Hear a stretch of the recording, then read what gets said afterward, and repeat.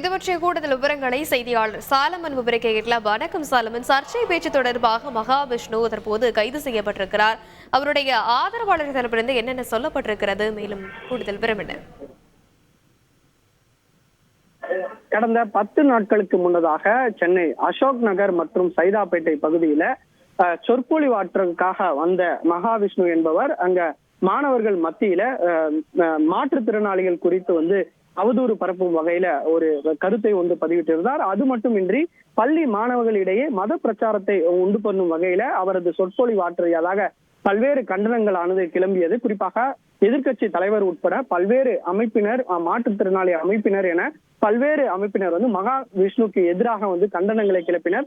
குறிப்பாக இந்த மகாவிஷ்ணு மீது சென்னை சைதாப்பேட்டை காவல் நிலையம், திருவொற்றியூர் காவல் நிலையம், டிஜிபி காவல் நிலையத்துல அவர் மீது வன்கொடுமை தடுப்பு சட்டத்தின் கீழ் வழக்கு பதிவு செய்து நடவடிக்கை மேற்கொள்ள வேண்டும் என மாற்றுத்திறனாளிகள் அமைப்பினர் சார்பில் புகாரானதும் கொடுக்கப்பட்டது. இந்த 3 புகாரின் அடிப்படையில போலீசார் தீவிரமாக விசாரணை மேற்கொண்டு வந்த நிலையில அவர் நேற்று ஒரு வீடியோ பதிவிட்டிருந்தார். அதாவது கடந்த 8 நாட்களுக்கு முன்னதாகவே தான் ஆஸ்திரேலியாவுக்கு சொற்பொழிவாற்றுவதற்காக வந்திருப்பதாகவும் அங்கு யாரையும் கண்டு நான் ஓடி ஒளியவில்லை எனவும் குறிப்பாக இன்று நேரில் விளக்கத்தை அளிக்க இருப்பதாக மகாவிஷ்ணு தரப்புல ஒரு வீடியோவானது அளிக்கப்பட்டது. அதன் அடிப்படையில இன்று 1:30 மணி அளவுல சென்னை விமான நிலையத்துல அவர் வருகை தந்தார். குறிப்பாக ஆஸ்திரேலியாவிலிருந்து விமானம் மூலமாக வருகை தந்த அவரிடம் குடியுரிமை அதிகாரிகள் மற்றும் சைதாப்பேட்டை போலீசார் என அனைவரும் அதன் அலுவலகத்திலே வைத்து சிறிது நேரத்துல விசாரணை மேற்கொண்டனர். பின்னர் அவர் ரகசிய இடத்திற்கு அழைத்து சென்று தற்போது விசாரணை மேற்கொள்ளப்பட்டு வருவதாக போலீசார் தரப்புல தெரிவிக்கப்பட்டுள்ளது.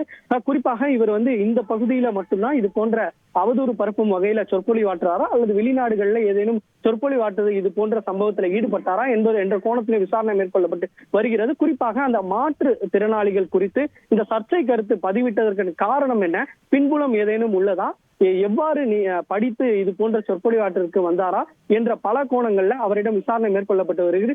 மேலும் இவர் பல இந்த மாதிரி பவுண்டேஷன், பரம்பொருள் பவுண்டேஷன் நடத்தி வருவதால அது தகுந்த சான்றிதழ் பெற்று இந்த பவுண்டேஷன் ஆனது நடத்தப்பட்டு வருகிறதா, இவர் அரசு சான்றிதழ் பெற்றுள்ளாரா என்ற பல கோணங்கள்ல விசாரணையானது மேற்கொள்ளப்பட்டு வருகிறது. குறிப்பாக இவரிடம் ரகசிய இடத்துல இந்த விசாரணையானது மேற்கொள்ளப்பட்டு வருகிறது. சைதாப்பேட்டை உதவி ஆணையர் சீனிவாசன் தலைமையிலான போலீசார் தீவிரமாக விசாரணை மேற்கொண்டு வருகின்றனர்.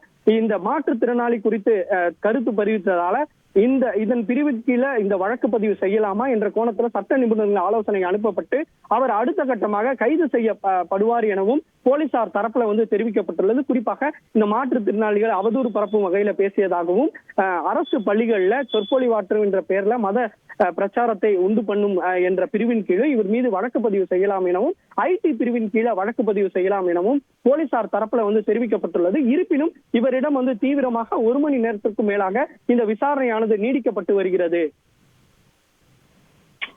விரிவான விவரங்களுக்கு நன்றி சாலமன். செய்திகளை உடனுக்குடன் தெரிந்து கொள்ள உடனே சப்ஸ்கிரைப் பண்ணுங்க.